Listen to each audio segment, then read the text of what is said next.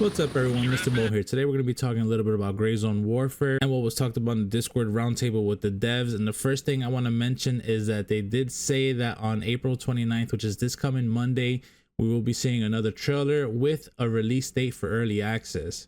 Now I'm thinking that it might be 1, maybe 2 months out for early access, but I would really like it to be sooner. But I understand that the games have to be worked on, things from the playtest have to be found and fixed. That way we can keep the consumer, us, the players, happy and not too disgruntled about what's going on and what's able to play. Also, we do know that was said is that a roadmap will be coming. So stick around once they're a little bit further in development. They're probably going to give us a roadmap with what's to come and what's in the future updates. They did mention that the game will be coming to console in the future. I'm pretty sure they're going to wait for console release until after they do their 1.0 release of the game, which could be a few years out. So those of you on console, stick around. Next, I want to talk about the editions. Now, this was pretty cool. They announced the editions that are going to be available to purchase, and there's 4 different tiers. Coming in first, you have the standard edition, which is going to be $35. Next, you have the tactical, is at $57.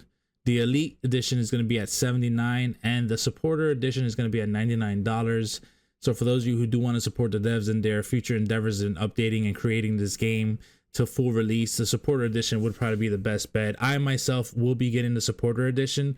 I did have access to the playtest. Luckily, I won a code off of a friend's giveaway, and I was able to play it for a full week. And I was very impressed on what I got to see and play for pre-alpha playtest. I gotta say that the devs are doing a good job. They're communicating well. There was a couple hotfixes throughout the duration of the playtest, and I was excited to play every day. Now, the big difference between all 4 editions being the stash space and the amount of money you start with in the game. If you have the standard edition, you'll have the smallest stash space available, and if you have the supporter edition, you'll most likely have the biggest. There was talks about being able to do in-game quests to be able to unlock these extra spaces if you have a standard, tactical, or elite. Another thing that was spoken about was the PvE PvP progression. It will be shared as long as it's not getting abused by players. I always felt like this was something that could get abused easily to progress tasks on a PvE mode and then go to PvP with the progression that you did unlock for completing that task. But they said that it will be shared, and it's not a DLC. It's included with whatever edition you purchase of the game.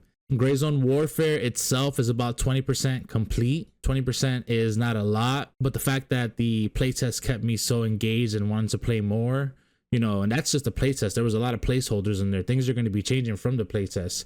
I'm excited. I'm excited for the future to see what's going on.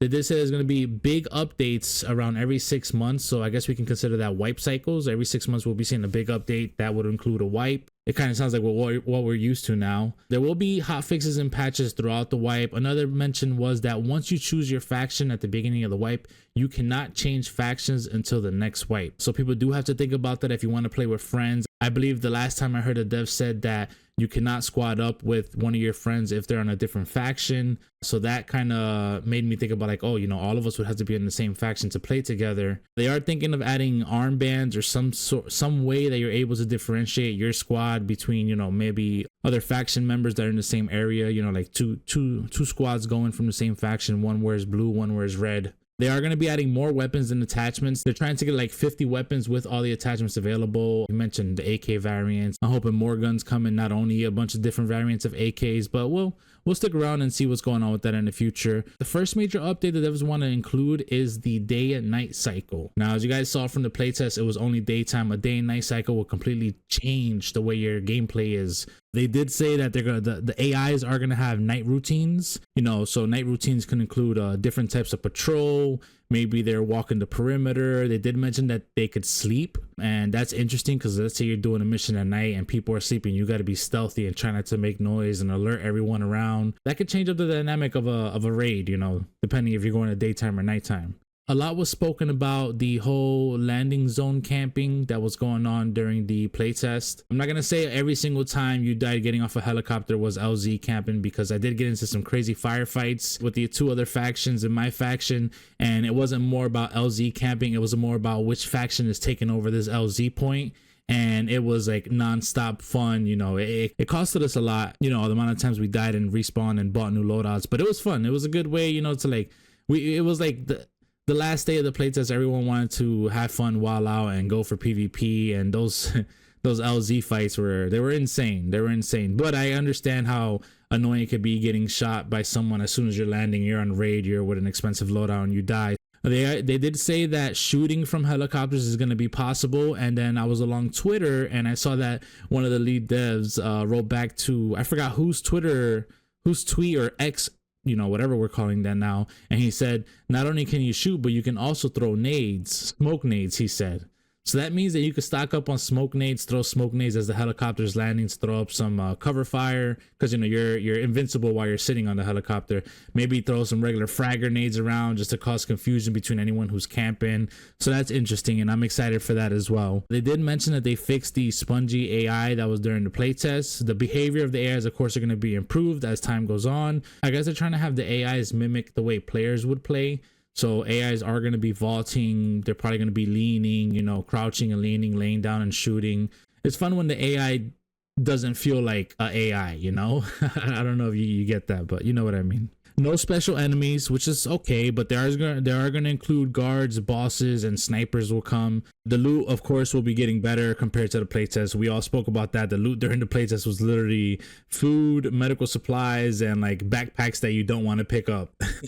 So I'm pretty sure it's going to be a good loot pool, things to take, things that you're going to need. They did mention that a hideout or some sort of a hideout similar to EFT is going to be coming in the future, which is interesting. That's going to be cool. Whether it's a hideout or it's a camp that you get to build outside of your base as a spawn point that could get raided from other players, kind of like Ark and Conan Exiles, where you build a base and, you know, you're not online, you get offline raided. Hopefully not like that, but something similar. Maybe along like Fallout 76, you know, where your base is only there as long as you're on the server, but when you log off the server, your base disappears. That'll be interesting, but we'll see. We'll see if it's like that or if it's going to be a typical menu style hideout that you can craft weapons, craft items, and modify your weapons. They did speak about gun modding coming to the game. I'm hoping to add something similar to the workbench where you could just see the gun, you know, full screen and see what attachments fit on it, on what position you want to choose. So, you know, I'm not a big gun nut myself in real life. I don't know much about which parts go on which guns and what's needed to attach what scope and whatnot. Some of you understand that. Some of you are going to be like, man, get your knowledge up. Real-time quests are going to be coming. Real-time quests could be something that pops up when, you know, sometime randomly during the kind of like, I think to me it sounds like a random event, which would be cool. But then they said that PvE events will be coming in the future. Now, those real-time quests are going to be probably something like hold a location, eliminate PMCs, but those PvE events might be something like, you know, where the factions have to work together to stop something from happening. Or, you know, who knows, maybe something like a reactor's going off, or, you know, we'll find out in the future when more lore of the game is also let out for everyone to know what's going on this little island of Lemang.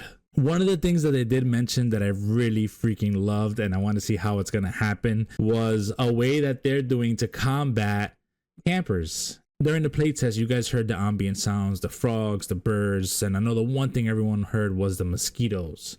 So the dev mentioned that if someone is camping, staying in the area for too long, the buzzing of the mosquito is going to get louder and louder, and it's going to get to the point where you're going to want to move away from that mosquito. So that's going to be funny, you know, like, you know, that buzzing sound in your ear just gets annoying after a while, and then louder and louder and louder, and you just want to take that mosquito and rip its wings off. Oh, that's going to be fun to see.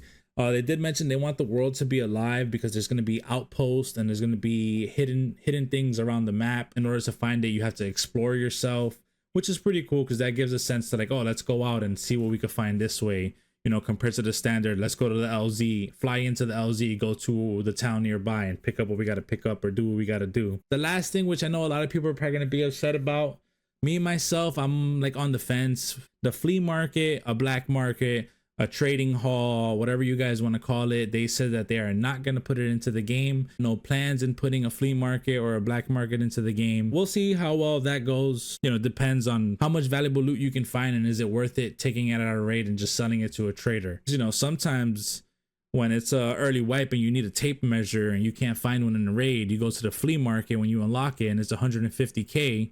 Once you spend that 150k on the item that's normally about 10k, you know, you get to build something in your hideout, and then when you spawn in the next raid, it spawns right in front of you. Those of you who know, but yeah.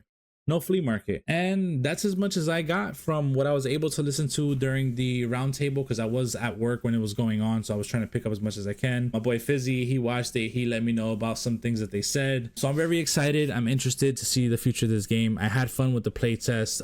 There are 3 past streams. There's 3 past streams that are still up on my channel. If you guys do want to watch some Gray Zone Warfare gameplay, I know they're long because they're past streams, but you can just skip through them, find action. I'm excited for everyone else to get a shot to play this game. Until then, guys, thank you so much for sticking around. I appreciate you being here. You guys have a great night, great day, great morning. I'll see you guys next time. Peace.